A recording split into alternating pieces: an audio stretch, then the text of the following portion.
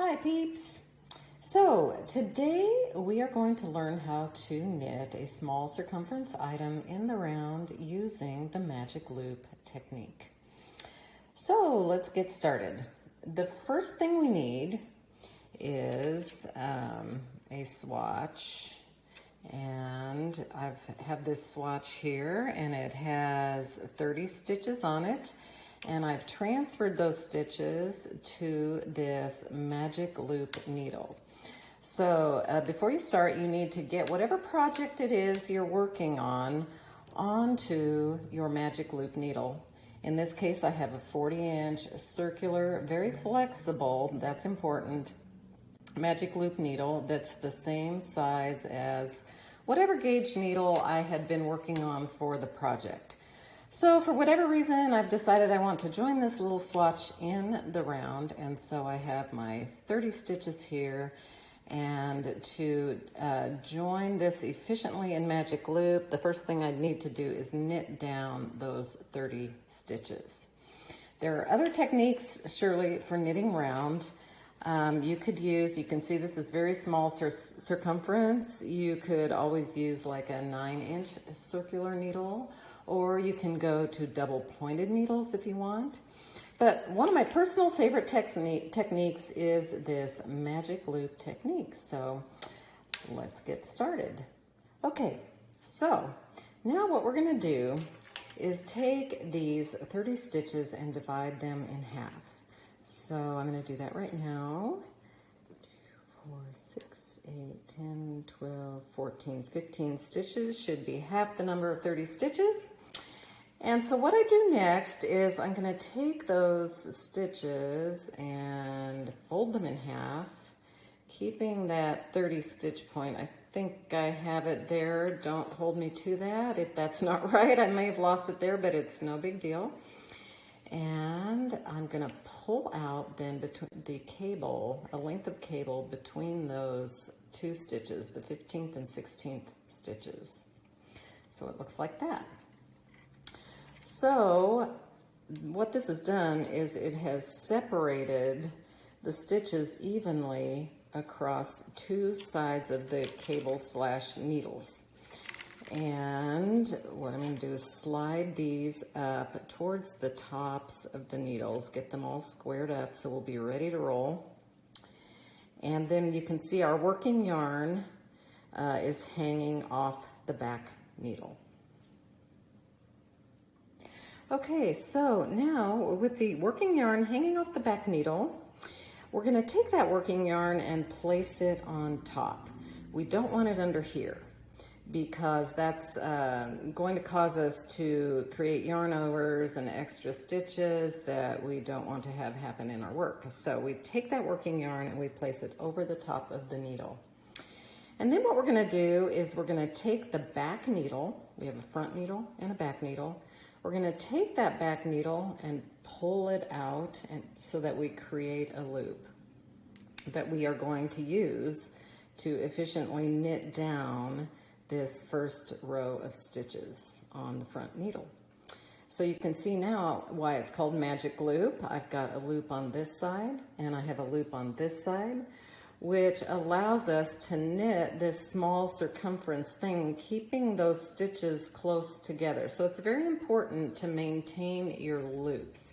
You don't want to pull this out so far that you're going to be losing the loop on the left-hand side. So anyway, we are pulling out our loop of needle. And then what we do is we simply start knitting down that front side, which joins these two sides together into a circle. So we're just going to take our working yarn, which is sitting on top, and just start knitting with it. Just like so, easy peasy.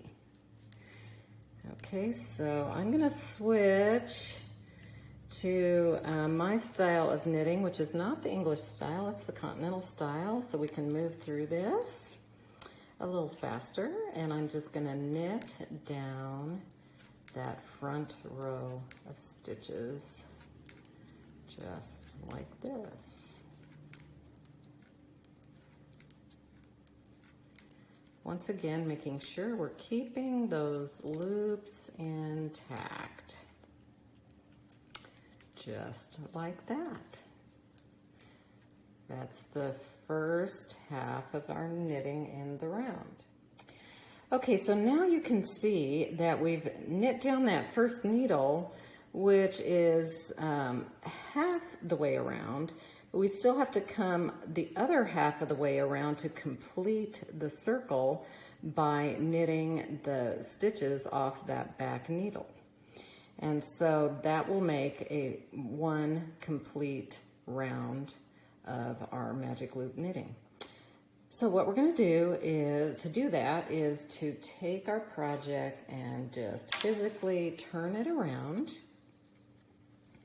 And we have this long cable here now that we knitted with, and we're going to slide that back in. We have our needle tips squared up again. Now the front stitches are on the back stitches are on the front, and we're going to do the exact same thing to complete the entire circle. We're going to knit down the new stitches on the new front needle. And so once again, to do that, we put our working yarn on the top.